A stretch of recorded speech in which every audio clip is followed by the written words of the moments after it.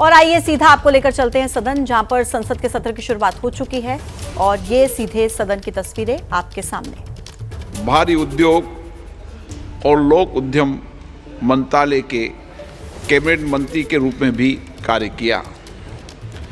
श्री जोशी जी 1995 से 1999 तक महाराष्ट्र के मुख्यमंत्री रहे। वे 2 कार्यकाल के लिए महाराष्ट्र विधानसभा और 3 कार्यकाल के लिए महाराष्ट्र विधान परिषद के सदस्य भी रहे। कुशल संसदविद श्री जोशी जी ने पोलैंड, क्रोएशिया, जिनेवा, चीन में भारतीय संसदीय शिष्टमंडलों का नेतृत्व किया। श्री मनोज जोशी जी का निधन 86 वर्ष की आयु में 23 फरवरी 2024 को बम्बई में हुआ। श्री ब्रह्मानंद मंडल बिहार के मुंगेर संसदीय निर्वाचन क्षेत्र से 10वीं, 11वीं और 13वीं लोकसभा के सदस्य थे। श्री मंडल विभिन्न संसदीय समितियों के सदस्य रहे। श्री ब्रह्मानंद मंडल का निधन 77 वर्ष की आयु में 30 जनवरी 2024 को बिहार के मुंगेर में हुआ। श्री जयपद सिंह जी उत्तर प्रदेश के सुल्तानपुर संसदीय निर्वाचन क्षेत्र से 13वीं लोकसभा के सदस्य थे। वो रेल संबंधी समिति के सदस्य थे। श्री जयवंत सिंह जी का निधन 71 वर्ष की आयु में 2 फरवरी 2024 को लखनऊ में हुआ। श्री डी वेणुगोपाल तमिलनाडु के तिरुवन्नामलाई संसदीय निर्वाचन क्षेत्र से 11वीं, 12वीं, 13वीं, 14वीं और 15वीं लोकसभा के सदस्य थे। श्री वेणुगोपाल विभिन्न संसदीय समितियों के सदस्य रहे। इससे पूर्व 2 कार्यकालों के लिए तमिलनाडु विधानसभा के सदस्य रहे। श्री डी वेणुगोपाल का निधन 92 वर्ष की आयु में 15 फरवरी 2024 को तिरुवन्नामलाई में हुआ। डॉक्टर शफीकुर्रहमान बर्क उत्तर प्रदेश के संभल संसदीय निर्वाचन क्षेत्र से 11वीं, 12वीं, 14वीं, 15वीं और 17वीं लोकसभा के सदस्य थे। डॉक्टर बर्क विभिन्न संसदीय समितियों के सदस्य रहे। इससे पूर्व वे 4 कार्यकालों के लिए उत्तर प्रदेश विधानसभा के सदस्य रहे। उन्होंने उत्तर प्रदेश सरकार में कैबिनेट मंत्री के रूप में भी कार्य किया। डॉक्टर शफीकुर्रहमान बर्क का निधन 93 वर्ष की आयु में 27 फरवरी 2024 को संबल उत्तर प्रदेश में हुआ। श्री CPM गिरियप्पा कर्नाटक के चित्रदुर्ग संसदीय क्षेत्र से 9वीं, 10वीं और 12वीं लोकसभा के सदस्य थे। श्री गिरियप्पा विभिन्न संसदीय समितियों के सदस्य। इसके पूर्व कर्नाटक विधानसभा के सदस्य थे। श्री CPM गिरियप्पा जी का निधन 83 वर्ष की आयु में 23 मार्च 2024 को बेंगलोर में हुआ। श्री ए गणेश मूर्ति तमिलनाडु के इरोड संसदीय क्षेत्र से 12वीं, 15वीं और 17वीं लोकसभा के सदस्य थे। श्री गणेश मूर्ति विभिन्न संसदीय समितियों के सदस्य रहे। उन्होंने तमिलनाडु विधानसभा के सदस्य के रूप में भी कार्य किया। श्री ए गणेश मूर्ति जी का निधन 28 मार्च 2024 को 76 वर्ष की आयु में कोयम्बटूर तमिलनाडु में हुआ। श्री कुंवर सर्वेश कुमार उत्तर प्रदेश के मुरादाबाद संसदीय निर्वाचन क्षेत्र से 16वीं लोकसभा के सदस्य थे। श्री सर्वेश कुमार ऊर्जा संबंधी स्थायी समिति के सदस्य थे। इसके पूर्व उन्होंने उत्तर प्रदेश विधानसभा के सदस्य के रूप में 5 कार्यकालों के लिए कार्य किया। और अब हम आपको फिर से एक बार लोकसभा लिए चलते हैं, वहां की कार्रवाई अब आपको लाइव दिखाते हैं। माइक मैं बंद नहीं करता हूं, पूर्व में भी आपको व्यवस्था दी थी, यहाँ कोई बटन नहीं होता। सर माइक तो दे दीजिए। मैं आपको पूर्व में बता चुका हूं कि आप विषय राष्ट्रपति भाषण में रखें। अभी नहीं आपका सर, कोई हम रिकॉर्ड में नहीं जाएगा, इसलिए मेरा आग्रह है उनको, हिंदुस्तान के जो स्टूडेंट्स हैं उनको हम जॉइंट मैसेज देना चाहते थे। हाँ दें आप। सुनिए, जॉइंट मैसेज देना चाहते थे ऑपोजिशन और सरकार के साइड से कि इस मुद्दे को हम ज़रूरी मानते हैं और इसीलिए हमने सोचा था कि आज स्टूडेंट्स की रिस्पेक्ट करने के लिए हम नीट पर डिस्कशन करें। ठीक है, आप डेडिकेटेड डिस्कशन। अब बात यह है कि दो फोर्सेस हैं, एक तरफ नहीं माने प्लीज। ओके, सभा पटल पर रखे जाने वाले पत्र आइटम नंबर 3 श्री अर्जुन मेघवाल जी। धन्यवाद अध्यक्ष जी। मैं आपकी अनुमति से आज की संशोधित कार्यसूची के क्रम संख्या 3 पर अंकित दस्तावेज जो डॉक्टर जितेंद्र सिंह जी के नाम के आगे उल्लेखित है, आपकी अनुमति से सदन के पटल पर रखता हूं। मान्य सदस्यगण, आपको पर्याप्त समय, पर्याप्त अवसर, आप पूरा समय राष्ट्रपति अभिभाषण पर हर विषय में बोल सकते हैं। 2 मिनट नहीं, मैं आपको पूरा समय दूंगा। 2 मिनट का विषय नहीं है, आप पूरा मेंशन करो, पूरा विषय रखो, मुझे कोई आपत्ति नहीं। ऐसा नहीं, एक व्यवस्था है। आप वरिष्ठ नेता हैं आप, आपको पूरा समय, पूरा वक्त देंगे। मैं फिर आग्रह कर रहा हूं, माननीय सदस्यगण, हर विषय, हर मुद्दे पर राष्ट्रपति अभिभाषण पर आप चर्चा कर सकते हैं और सरकार से भी अपेक्षा करूंगा कि आपके उठाए गए मुद्दों पर सरकार जवाब देगी। माननीय आइटम नंबर 4 श्री अर्जुन राम मेघवाल जी। धन्यवाद अध्यक्ष जी। मैं लोकसभा की संशोधित कार्यसूची के क्रम संख्या 4 पर अंकित दस्तावेज जो मेरे नाम के आगे उल्लेखित है, आपकी अनुमति से सदन के पटल पर रखता हूं। धन्यवाद। आइटम नंबर 5 श्री महासचिव।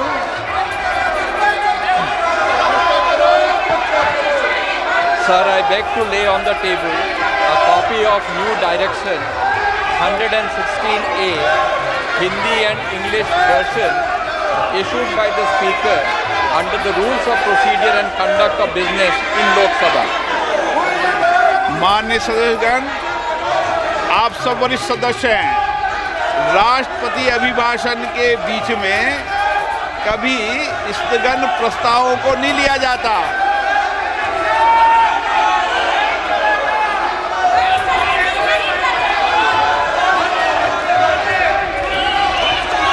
सदन की कार्रवाई आज 12 बजे तक के लिए स्थगित की जाती है। लोकसभा से सदन की कार्यवाही दोपहर 12 बजे तक के लिए स्थगित कर दी गई है। ये ताजा अपडेट लोकसभा से। नीट पर चर्चा की मांग कर रहा था विपक्ष, लेकिन लोकसभा अध्यक्ष ने कहा कि राष्ट्रपति के अभिभाषण पर जब चर्चा होती है उसके बीच में कोई स्थगन प्रस्ताव नहीं आता।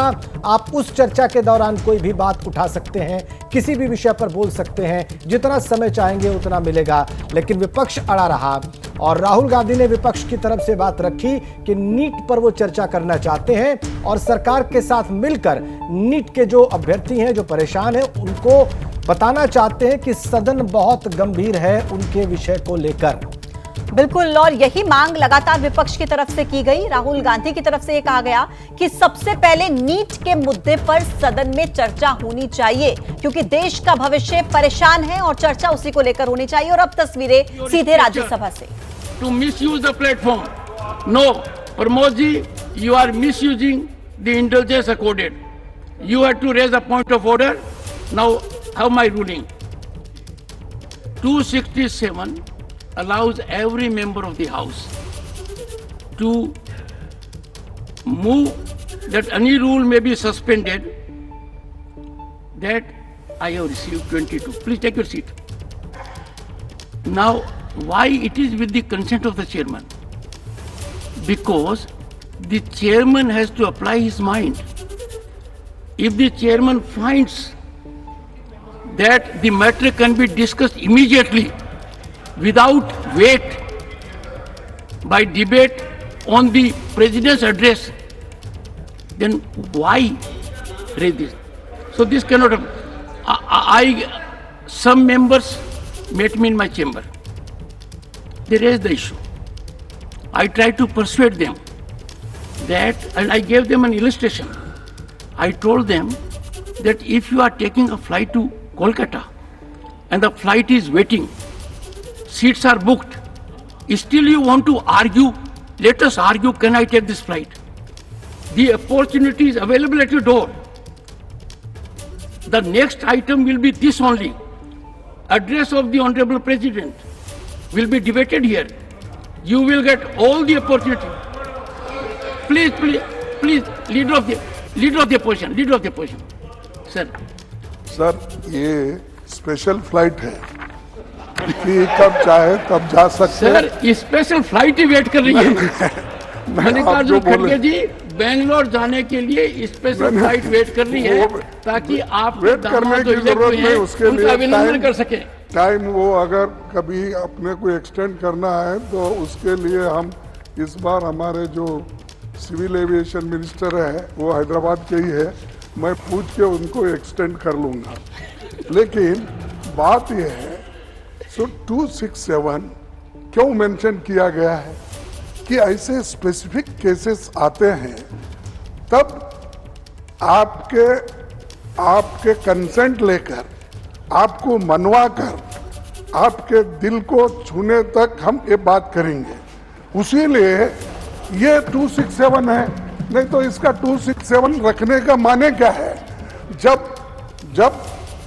लोग देश में परेशानी होती है, आज स्टूडेंट्स बहुत परेशान है। सर, नीट का एग्जामिनेशन बार 7 साल में 70 बार पेपर लीक होता है। I do not तो क्या है? 7 साल में nothing will go on record. 70 I am not getting, no. Leader of the opposition is expected to confine to the issue. No, sir, sorry, please, sir. Sir, बैठिए, please. Take your seat, take your seat. Nothing will go on record. Dr. Jitendra Singh.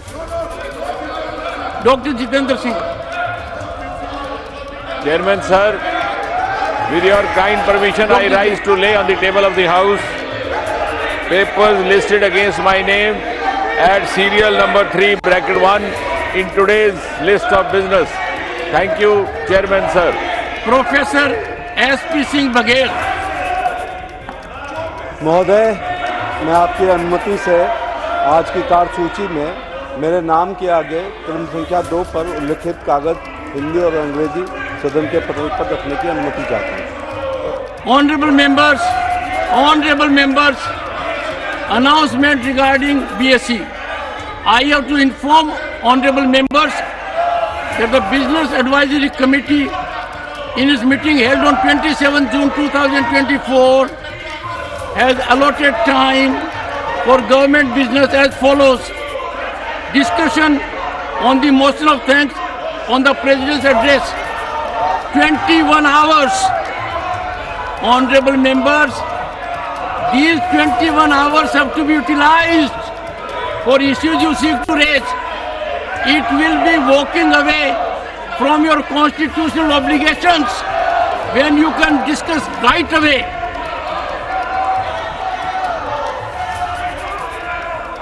Honorable members, I have to inform honorable members that the panel of vice chairpersons for this session has been reconstituted and the details are as follows. I have continued with the practice to have 50% of our honorable women members as part of the panel. Sukhendu Shekhar Ray, Ghanshyam Tiwari, Narayan Das Gupta, Rajni Ashok Rao Patil, Sonal Man Singh, Medha Vishram Kulkarni, Sujit Kumar, Fozia Khan. Honorable members, Shri Sudhanshu Trivedi to move that an address be presented to the President in the following terms: that the members of the Rajya Sabha assembled in this session are deeply grateful to the President for the address which he has been pleased to deliver to both houses of Parliament assembled together on June 27, 2024. महोदय, आज मैं इस नई लोकसभा के गठन के बाद महामहिम राष्ट्रपति महोदय द्वारा दिए गए अभिभाषण पर धन्यवाद और कृतज्ञता ज्ञापित करने के लिए खड़ा हुआ हूं। महामहिम राष्ट्रपति ने अपने अभिभाषण में जो जो बातें कही हैं, मैं प्रयास करूंगा कि क्रमवार उसका बिंदुवार कुछ बिंदुओं के बारे में अपना और पार्टी का पक्ष रखने का प्रयास करूं।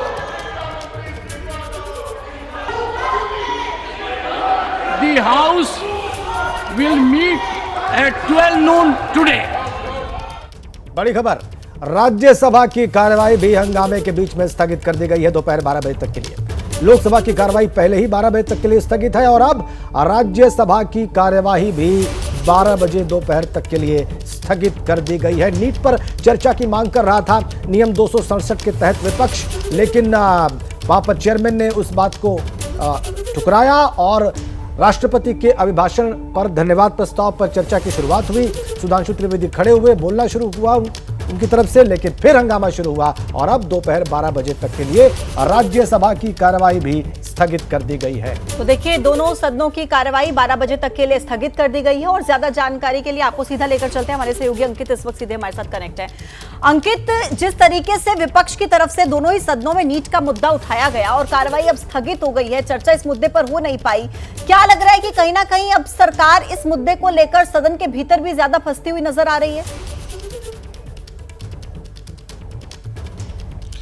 देखिए, निश्चित तौर पर विपक्ष ने एक तरह से घेराबंदी की है। मामला गंभीर है, नीट से जुड़ा हुआ है, जिसमें जो 24 लाख बच्चे अपीयर हुए थे और जो सवाल खड़े हो रहे हैं वो सिर्फ मीडिया में ही नहीं बल्कि जिस तरीके से लगातार जो विपक्षी दल है वो सड़क से लेकर के संसद तक इस मुद्दे को उठा रहे हैं। और आज भी विपक्ष की रणनीति साफ थी कि संसद के दोनों सदनों में दिया गया था कार्य स्थगन प्रस्ताव का नोटिस, और राहुल गांधी ने जिस तरीके से लोकसभा में यही मांग की कि इस मुद्दे पर चर्चा होना जरूरी है क्योंकि ये देश के लाखों बच्चों से जुड़ा हुआ है। और उसी तरीके से हमने देखा कि मल्लिकार्जुन खड़गे ने राज्यसभा में यह मुद्दा उठाया और इस मुद्दे को लेकर के संसद के दोनों सदनों में ही विपक्ष ने एक ही मांग की है कि इस मुद्दे पर चर्चा जरूरी है। राष्ट्रपति के अभिभाषण पर जो चर्चा के लिए तैयार है, लेकिन वो सोमवार से हो सकती है, अगले 2-3 दिन हो सकती है, लेकिन आज का जो दिन है, इस पूरे दिन सत्ता पक्ष और विपक्ष नीट जैसे गंभीर मुद्दे पर चर्चा करे और जो बाकी काम है उनको लेकर के कार्य स्थगन का जो प्रस्ताव दिया गया है वो नोटिस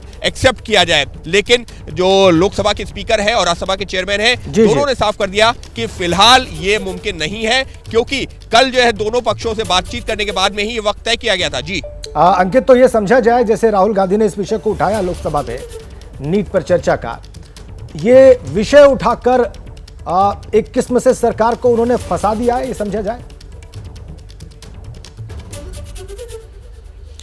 देखिए, मुद्दा गंभीर है और इसमें कोई दो राय नहीं है और विपक्ष ने जिस तरीके से इस मुद्दे को उठाया है, विपक्ष यही संदेश देना चाहता है कि देश के लाखों बच्चों के साथ में हम खड़े हुए हैं। हालांकि सरकार की तरफ से भी ये कहा जा रहा था कि अगर चेयर की तरफ से अनुमति मिलेगी तो शिक्षा मंत्री धर्मेंद्र प्रधान जवाब देने को तैयार है। और कल राष्ट्रपति के अभिभाषण के दौरान भी इस बात का जिक्र किया गया था कि देश में जो कुछ एक घटनाएं हुई हैं, पेपर लीक ऐसे मुद्दे सामने आए हैं, धोखाधड़ी के मुद्दे सामने आए हैं, उसको लेकर के नकल विरोधी कानून भी सरकार लेकर के आई है। लेकिन विपक्ष यही कह रहा है कि सिर्फ जो है आपने राष्ट्रपति के अभिभाषण में उसका जिक्र तो जरूर कर दिया, लेकिन जो नीट से प्रभावित बच्चे हैं उनको लेकर के सरकार की क्या योजना है, नीट करवाना है नहीं करवाना है, क्या पेपर लीक हुआ नहीं हुआ, धोखाधड़ी हुई तो किस स्तर पर हुई, कितने राज्यों में हुई, ये तमाम मुद्दों पर सरकार से स्पष्टीकरण चाहता है विपक्ष। और उनका ये कहना है कि ये हमारी मांग नहीं है, ये देश के लाखों छात्र हैं जो इस मुद्दे को उठा रहे हैं। हालांकि सरकार की अपनी दलीलें हैं, सरकार की तरफ से कहा जा रहा है कि सीबीआई की जांच का हम इंतजार कर रहे हैं,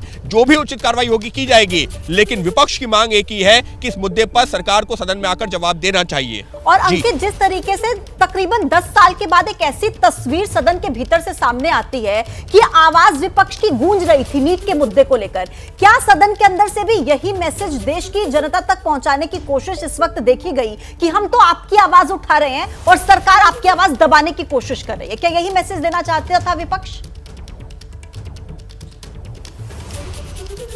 निश्चित तौर पर, और इसमें कोई दो राय नहीं है, क्योंकि इस बार विपक्ष पिछले 10 सालों का जैसे आपने जिक्र किया ना, निश्चित तौर पर 10 सालों बाद इतना मजबूत विपक्ष नजर आ रहा है जहां पर उसकी आवाज सदन में, जिस बात का आपने जिक्र किया ना, गूंजती हुई नजर आ रही है। क्योंकि इससे पहले विपक्ष की इतनी संख्या नहीं होती थी और विपक्ष अब किसी यही बताना चाहता है कि वो सरकार के साथ हर गंभीर मुद्दे पर जहां पर अगर उसका जो है विरोध है तो वो दर्ज भी करवाएगा और मुखर तरीके से दर्ज करवाएगा। और खुद इसकी अगुवाई जो है राहुल गांधी ने लोकसभा में की तो मल्लिकार्जुन खड़गे ने राज्यसभा में, और बाकायदा इसकी कल रणनीति बनाई गई थी जब जो विपक्षी तमाम जो फ्लोर लीडर थे उनकी बैठक हुई है, नेताओं की बैठक हुई है कल शाम को कांग्रेस मल्लिकार्जुन खड़गे कहा, और उसके बाद में यह तय किया गया कि कैसे नीट जैसे गंभीर मुद्दे को सदन में उठाना है। तो विपक्ष निश्चित तौर पर इस बार ज्यादा आक्रामक है और उसकी बानगी आज देखने को मिली जब नीट मुद्दा सदन में, दोनों सदनों में, लोकसभा हो या राज्यसभा हो, गूंजा और उसी के चलते सदन की कार्रवाई बाधित हुई और फिलहाल के लिए उसको जो है स्थगित किया गया है सदन की कार्रवाई को। केंद्रीय मंत्री कृष्णपाल गुर्जर से इस मुद्दे को लेकर बातचीत हुई है, दर्शकों को वो सुना रहे, फिर मैं आपके पास वापस आती हूँ। अंकित,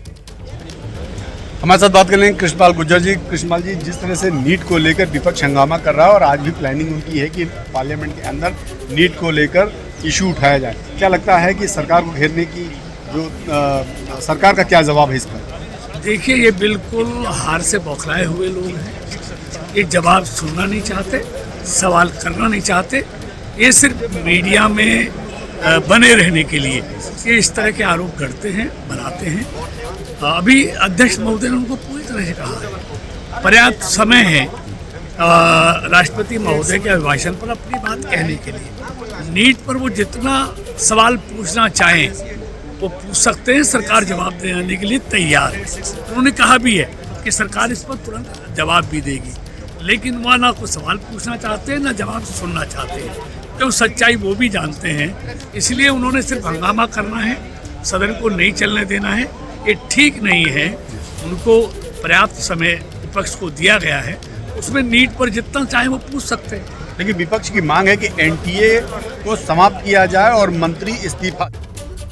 तो देखिए, कृष्णपाल गुर्जर को आप सुन रहे थे। हालांकि नीट को लेकर दोनों सदनों में हंगामे की तस्वीरें सामने आई हैं, लेकिन इस पर यह कहा जा रहा है कि विपक्ष सवाल नहीं पूछना चाहता था, जवाब नहीं सुनना चाहता था। हम चर्चा के लिए तैयार हैं। दोनों सदनों की कार्रवाई देखिए 12 बजे तक के लिए स्थगित कर दी गई है क्योंकि दोनों सदनों के भीतर हंगामे की तस्वीरें सामने आई। टीएमसी सांसद कल्याण बनर्जी का बयान आपको दिखाते हैं। सर, कल्याण बनर्जी हमारे साथ है। सर, नीट के मसले पर आप लोग पार्लियामेंट में आप लोगों ने चर्चा की मांग की है, क्या मांग रखना चाहते हैं आप लोग? नीट के लिए पहले डिस्कशन करना चाहिए, फुल फ्लेजेड डिस्कशन होगा, वो सब्जेक्ट आएगा, इन्वेस्टिगेशन चालू किया, लेकिन ये इन्वेस्टिगेशन का क्या है? धर्मेंद्र प्रधान मिनिस्टर है, वो जब मिनिस्टर था तब तो प्रोसीड्यूर शुरू हुआ था, अभी तो वही भी जब ये आया है सरफेस में वही है, उसका अंडर में इन्वेस्टिगेशन कंट्रोल होगा तो क्या होगा? क्या होगा? लेकिन इन्वेस्टिगेशन तो सीबीआई अरे सीबीआई तो उनका अंडर में है ना। आप लोग क्या जांच चाहते हैं? धर्मेंद्र प्रधान को रिजाइन करना चाहिए पहले, तब ना इन्वेस्टिगेशन प्रॉपर्ली होगा। और सर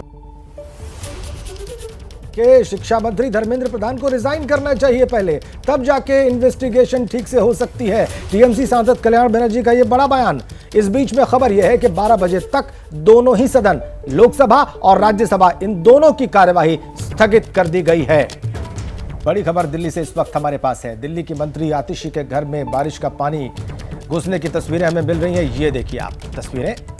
दिल्ली की मंत्री आतिशी, जिनकी तबीयत बिगड़ गई, वो अनशन पर बैठी थी।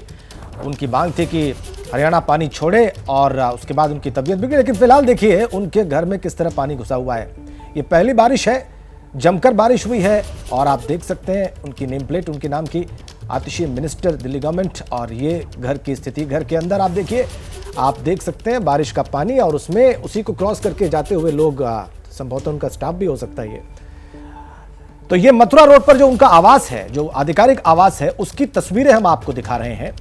बारिश हुई है और बारिश का पानी मंत्री आतिशी के घर में घुसा हुआ है। AB 17 मथुरा रोड, ये एड्रेस और ये नेम प्लेट उनकी। और ये देखिए घर के बाहर और भीतर, घर के भीतर जो कैंपस है उसमें भी पानी, घर के बाहर जो सड़क है उसमें भी पानी। तो ये स्थितियां हैं। आप जरा सोचिए कि अगर VVIP एरियाज का ये हाल है तो दिल्ली के जो नॉर्मल इलाके हैं या थोड़े बैकवर्ड इलाके हैं, वहां पर इस वक्त क्या स्थिति होगी। लोग बारिश के पानी की समस्या से, जल जमाव की समस्या से इस वक्त दो चार हो रहे हैं।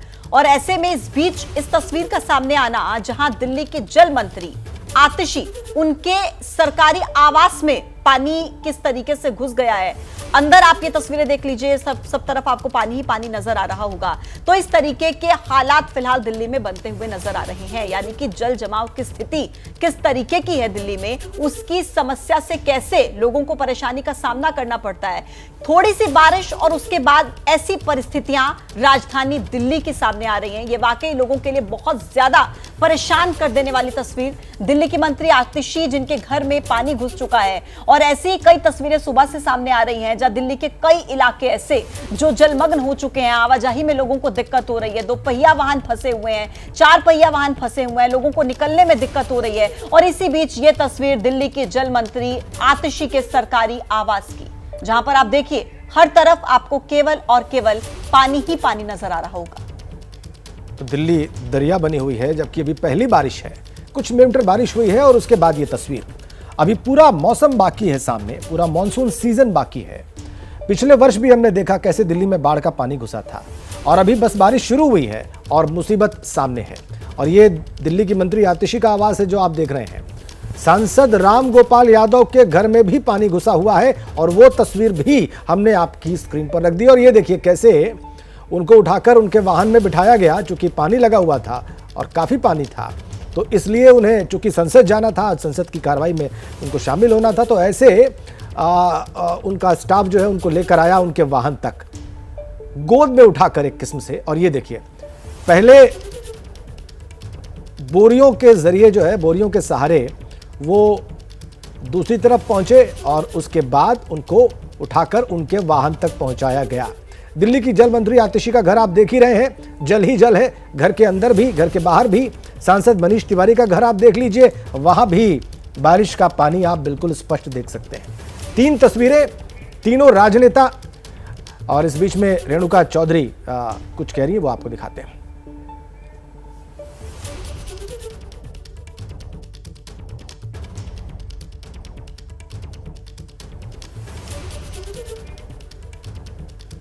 की राज्यसभा सांसद रेणुका चौधरी जी हमारे साथ है। मैम, पहली ही बारिश में दिल्ली का बुरा हाल है और नई दिल्ली VIP इलाके का भी तो ऐसा ही हाल है, क्या आपने झेला है और आप क्या कहना चाहेंगे? नहीं, बहुत अच्छी बात है, VIP इलाका कुछ नहीं होता है। अच्छा। और अच्छी बात है कि हमें पता है कि असलियत क्या है।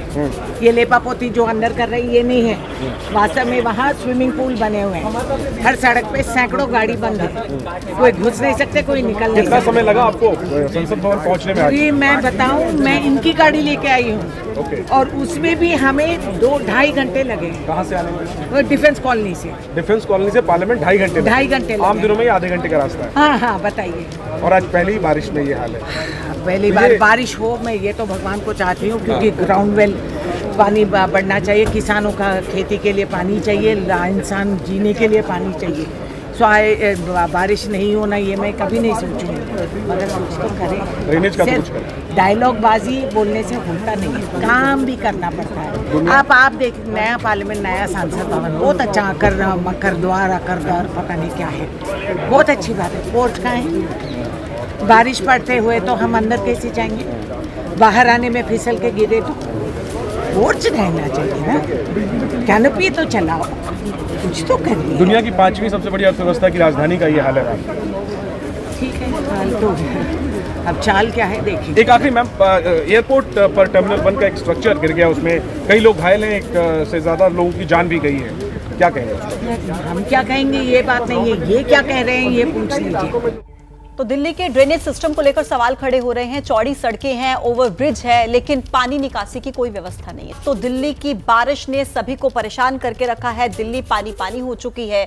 दिल्ली की कोने कोने की कहानी हम आपको दिखाएंगे, जो कि दिल्ली की कहानी है कि पहली बारिश में दिल्ली की हालत किस तरीके से खराब हो चुकी है। दिल्ली में तमाम दावों की पोल खोलकर रखती है और अभी तो मॉनसून बाकी है। तो जरा सोचिए तब क्या होगा। दिल्ली एनसीआर में बीती रात से बारिश हो रही है और इसी बारिश से गर्मी से भले ही राहत मिली हो, लेकिन लोगों को जल भराव वाली आफत का सामना करना पड़ रहा है। बारिश ने वाटर लॉगिंग की ऐसी तस्वीर पेश की जो कि कई सवाल खड़े कर रही है। सवाल उस सिस्टम से है कि क्या ये मॉनसून की तैयारी है।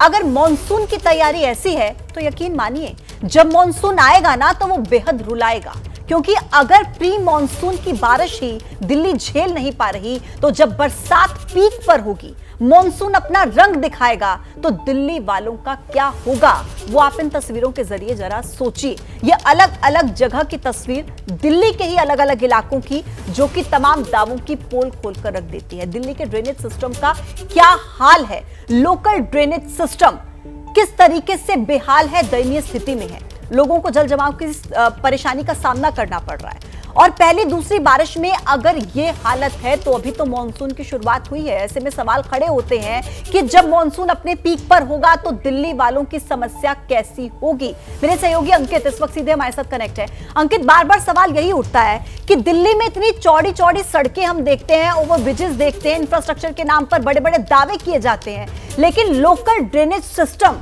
कैसा है ये दिल्ली का? दिल्ली बेहाल है, दिल्ली डूबी हुई है और एबीपी न्यूज आपको वही तस्वीरें दिखा रहा है सुबह से। और ये देखिए, ये जो तस्वीरें मैं आपको दिखा रहा हूं, ये आप खुद अंदाजा अगर आप लगाना चाहेंगे कि कहां का है।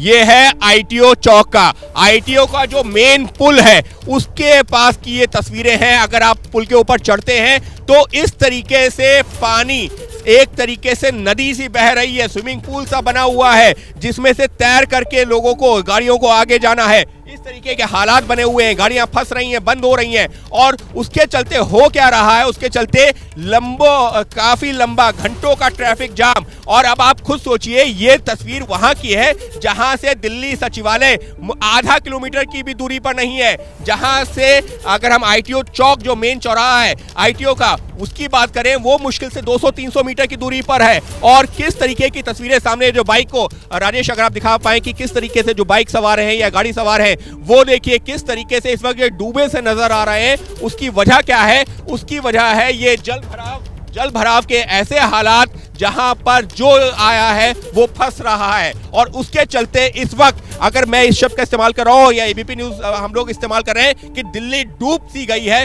तो कहना गलत नहीं है। और इस सब का जिम्मेदार, अब आरोप प्रत्यारोप चलते रहेंगे कि जिम्मेदारी तय होनी चाहिए। कोई कहेगा कि बीजेपी की जिम्मेदारी है, कोई कहेगा कि कांग्रेस की, कोई कहेगा आम आदमी पार्टी की। आरोप प्रत्यारोप चलता रहेगा, लेकिन आप दिल्ली की आम जनता की तकलीफ समझिए। और मैं खुद अपना एक उदाहरण देना चाहूंगा कि पिछले 2-2.5 घंटे से मैं इसी रास्ते पर फंसा हुआ हूं। उसकी वजह यह है, अंकित आपको रोक रहे हैं। इस वक्त एक बड़ी खबर हमें मिल रही है, हेमंत सोरेन को जमानत मिल गई है। झारखंड के पूर्व मुख्यमंत्री हेमंत सोरेन को जमानत मिलने की खबर आ रही है। बड़ी अपडेट इस वक्त की। तो पूर्व मुख्यमंत्री को जमानत मिल चुकी है हेमंत सोरेन को। यह बड़ी खबर इस वक्त के आप तक पहुंचा रहे हैं, जहां लंबे समय से लगातार इसको लेकर सवाल भी खड़े किए जा रहे थे विपक्ष की तरफ से। और अब ये बड़ी जानकारी, पूर्व मुख्यमंत्री हेमंत सोरेन को जमानत मिल चुकी है। झारखंड जमीन घोटाले से जुड़ा ये मामला, और इसी मसले को लेकर हेमंत सोरेन को अब जमानत मिलने की खबर सामने आ रही है। ईडी के द्वारा गिरफ्तार किया गया था हेमंत सोरेन को। उसके पहले मुख्यमंत्री पद उन्हें छोड़ना पड़ा था और अब झारखंड हाईकोर्ट से हेमंत सोरेन को जमानत मिली है। लैंडस्केप घोटाले में गिरफ्तार हुए थे हेमंत सोरेन। ताजा अपडेट ये कि उनको झारखंड हाईकोर्ट ने जमानत दी है। पूर्व मुख्यमंत्री हैं हेमंत सोरेन झारखंड के, उनको जमानत मिली है। इस वक्त की सबसे बड़ी अपडेट। तो आज ही जमानत को लेकर कयास लगाए जा रहे थे, क्योंकि फैसला आज इस पर आना था और अब फैसला आ चुका है। सुनवाई पूरी हो चुकी है। उसके बाद ये फैसला कि अब उन्हें जमानत मिल चुकी है। लैंड स्कैम के मामले में हेमंत सोरेन की गिरफ्तारी हुई थी और लंबी पूछताछ उनसे चली, और इसी बीच अब ये एक बड़ी राहत हेमंत सोरेन के लिए। झारखंड हाईकोर्ट ने हेमंत सोरेन को जमानत दे दी है। बड़ी राहत की बात हेमंत सोरेन के लिए भी, उनके दल के लिए भी, जो वहां पर सत्ता में है, कांग्रेस के साथ गठबंधन सरकार में है। लैंडस्केप घोटाले में गिरफ्तार हुए थे हेमंत सोरेन और अब आखिरकार झारखंड हाईकोर्ट ने उन्हें जमानत दे दी है। तो ये बहुत बड़ी राहत उनके लिए और उनके दल के लिए। हेमंत सोरेन को जमानत, आप देखिए तस्वीरें, उनकी फाइल फुटेज हम आपको दिखा रहे हैं। और लैंडस्केप घोटाले में गिरफ्तार हुए थे, जैसा कि हम आपको लगातार बता रहे हैं। ये बड़ी राहत की बात, जमानत के उनके प्रयास सफल हुए हैं। झारखंड के हाईकोर्ट से उन्हें जमानत मिली है। ये इस वक्त की बड़ी अपडेट। इस मामले को लेकर विपक्ष और उनका दल बहुत मुखर था। बड़ी खबर यह कि झारखंड के पूर्व मुख्यमंत्री हेमंत सोरेन को जमानत मिल गई है। ये बड़ी राहत हेमंत सोरेन के लिए। झारखंड उच्च न्यायालय ने हेमंत सोरेन को जमानत दे दी है। लैंड स्कैम के मामले में उनकी गिरफ्तारी हुई थी और इस मामले को लेकर अब एक बड़ी राहत हेमंत सोरेन के लिए, उनके दल के लिए कि उन्हें अब जमानत मिल चुकी है। तस्वीरें आपके सामने। लैंड स्कैम मामले में गिरफ्तार हुए थे हेमंत सोरेन और उसके पहले उनको मुख्यमंत्री पद छोड़ना पड़ा था। झारखंड मुक्ति मोर्चा, उनका दल बहुत राहत महसूस करेगा जमानत मिलने के बाद और उनके जेल से बाहर आने के बाद। सत्ता में है वहां पर और ये बड़ी अपडेट इस वक्त की। झारखंड हाईकोर्ट ने पूर्व मुख्यमंत्री झारखंड के हेमंत सोरेन को जमानत दे दी है। उनके गिरफ्तार किए जाने और उनके जेल में रहने को लेकर विपक्ष बहुत मुखर था। उनकी गिरफ्तारी और सारे प्रकरण को एक किस्म की इमरजेंसी बता रहा था विपक्ष। अब यहां पर राहत, हेमंत सोरेन को झारखंड हाईकोर्ट ने उनको जमानत दी है। हमारे सहयोगी चंदन इस वक्त फोन लाइन पर जुड़ गए हैं। चंदन, हेमंत सोरेन के लिए बड़ी राहत और जमानत उन्हें मिल गई है, क्या है आपके पास पूरा अपडेट? जी बिल्कुल सही कहा आपने। हेमंत सोरेन को हाईकोर्ट ने आज बड़ी राहत दी है, जिसके तहत उनको आज बेल ग्रांटेड कर दिया है कोर्ट ने। हालांकि इसकी सुनवाई पहले ही हो चुकी थी, 13 तारीख को ही हाईकोर्ट में इसकी पूरी सुनवाई हो चुकी थी और आज की तारीख के लिए फैसला तय किया गया था, जिसके लिए आज हाईकोर्ट ने इस पर फैसला सुनाया है और हेमंत सोरेन को बेल ग्रांटेड कर दी गई है। हालांकि 46 पेज की ये पूरा प्रकरण था जिसमें हाईकोर्ट ने संज्ञान लिया था और अब जाकर के उन्हें हेमंत सोरेन को बेल दी गई है। जी बड़ी खबर आप दे रहे हैं। अपने इस ऑर्डर के जरिए हाईकोर्ट ने जमानत दी है हेमंत सोरेन को, पूर्व मुख्यमंत्री झारखंड को। शुक्रिया आपका चंदन।